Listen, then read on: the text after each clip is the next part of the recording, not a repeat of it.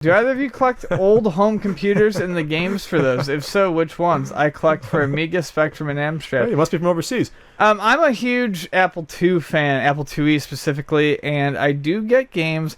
The stuff that I tend to collect for the Apple IIe, though, is they used to make these like educational program like zines that would come on 1 or 2 discs. A Microzine by Scholastic was one that was very popular.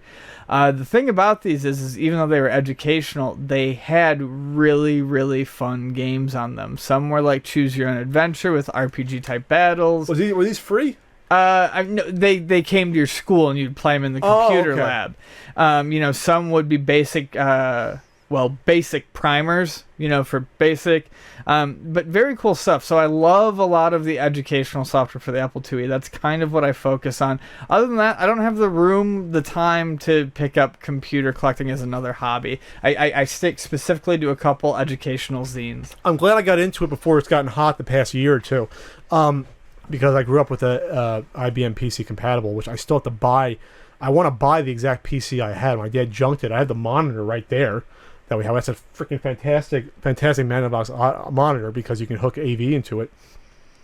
But MS-DOS titles, I have a lot of the old Sierra titles. I'm trying to get a couple more from there.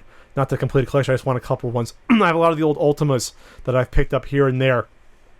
I have the all that Key Punch, the ones I used to tell you about. Like you walk into B. Dalton bookstore. Yeah. And the little guys. Yeah. And I have like 70 of those now because a guy sent me a bunch of them. Wow. Because he had new old stock of them. And I have the exact Space Games one that I had as a kid out there sealed. That, yeah. And I have all the other ones. I have the one I remembered as a kid. I remember the ones as a kid. Like these are like they're usually 4-game packs, and the artwork was just ripped off. So I still have, I have one in the garage. I remembered since I was 5 years old having Wolverine on the cover of it. No Wolverine game, but Wolverine ripped off on the cover, and they got away with it because these were smaller operations that were, I think, regional.